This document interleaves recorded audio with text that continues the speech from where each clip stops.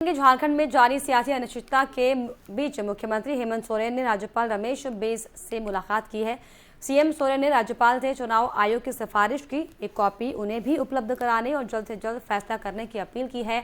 इसके पहले राज्य में जारी राजनीतिक अनिश्चितता पर स्टैंड क्लियर करने की मांग को लेकर जेएमएम कांग्रेस का एक प्रतिनिधिमंडल भी राज्यपाल रमेश बैस से मुलाकात कर चुका है।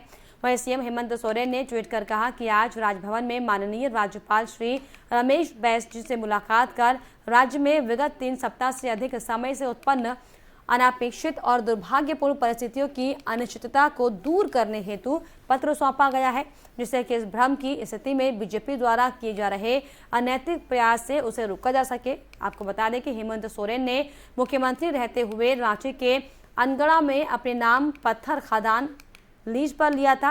बीजेपी ने इसे ऑफिस ऑफ प्रॉफिट और जनप्रतिनिधि कानून के उल्लंघन का मामला बताते हुए राज्यपाल के पास शिकायत की थी।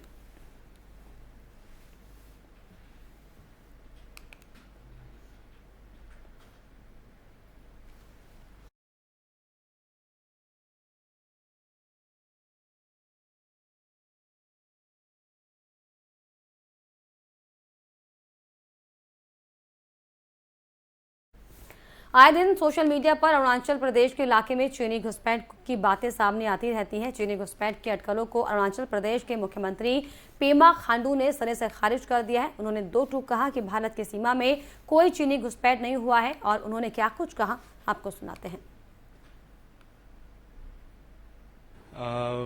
स्टेट में जो अभी सोशल मीडिया में मैं कुछ दिन पहले देखा था कि चाइनीज लोग अंदर घुस गया और कुछ फिर कंस्ट्रक्शन कर रहा है। So I took it very seriously and immediately I have asked my deputy commissioner to send a report and also I have discussed the matter with our Indian Army also as well. तो साथ साथ not only this I have also spoken to the local representative also as well. तो वहाँ पे जो report जो आया है वो अपना टेरिटरी में घुसा नहीं है। जो भी एक्टिविटी चल रहा है वो तिब्बत चाइना में ही उन लोगों का अपना जगह में ही चल रहा है। This is all wrong news. देखिए ये खास करके उस जमाने में जो पहले 1950s में डेफिनेटली एक सुमदुरांग छू बोल के था वो अपना इंडियन टेरिटरी में, जिसमें अनफॉर्चुनेटली चाइनीज लोग घुस के वो लोग ने ऑक्यूपाई कर लिया। इसके बाद अभी पीएम नरेंद्र मोदी जी के लीडरशिप में जो इंफ्रास्ट्रक्चर डेवलपमेंट जो बॉर्डर में जो अभी चल रहा है, अभी कनेक्टिविटी का बात कीजिए या अपना आर्मी लोगों का जो इंफ्रास्ट्रक्चर का बात कीजिए, तो नाउ इट्स क्वाइट डेवलप्ड और हमारा जो फोर्सेस है वो अभी काफ़ी आगे में जाके पेट्रोलिंग भी करते हैं, वो लोग अच्छे से मॉनिटर करते हैं। तो जितने भी जो क्लेम्स जो करते हैं ओपोजिशन वाला कि अरुणाचल में चाइनीज लोग घुस गए, ये टोटली गलत है। बिल्कुल ऑन रिकॉर्ड में दावे के साथ बोलता हूँ कि ऑन रिकॉर्ड की चाइनीज का इंट्रूजन अरुणाचल में बिल्कुल नहीं है। कंस्ट्रक्शन की जहाँ तक बात करें लोग क्या स्टेट में जो अभी सोशल मीडिया में मैं कुछ दिन पहले देखा था कि चाइनीज लोग अंदर घुस गए। दिल्ली में आप और बीजेपी के बीच कूड़े को लेकर जुबानी जंग छिड़ी हुई है। दिल्ली सरकार के उप मुख्यमंत्री मनीष सिसोदिया ने बीजेपी पर आरोप लगाते हुए कहा कि बीजेपी दिल्ली में सोना और कूड़े का पहाड़ बनाना चाहती है। क्या कुछ कहा आपको सुनाते हैं।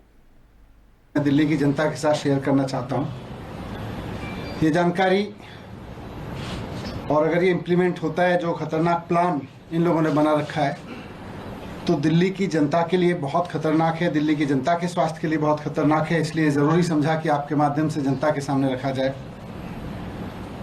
हम सब जानते हैं कि दिल्ली में कूड़े के 3 बड़े बड़े पहाड़ हैं।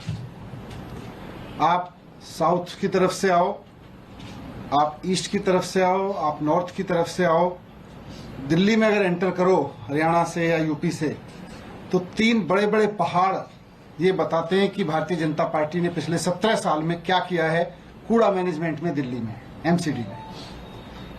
यहां तक तो ठीक है, इन 3 कूड़े के पहाड़ों का मैनेजमेंट करना, इनको खत्म करना, यहां के कूड़े को मैनेज करना, इस सब की तो बात दूर की है।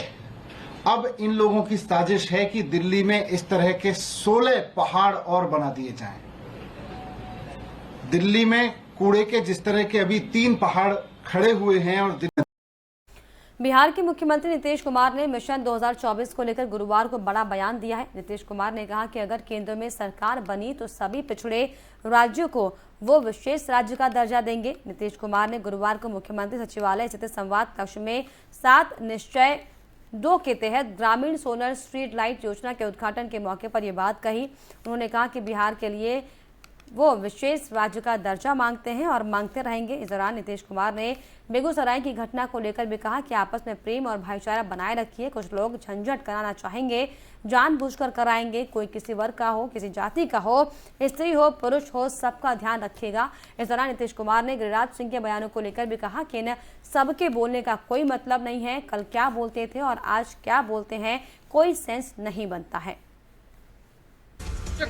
छोड़े थोड़ी हैं कभी।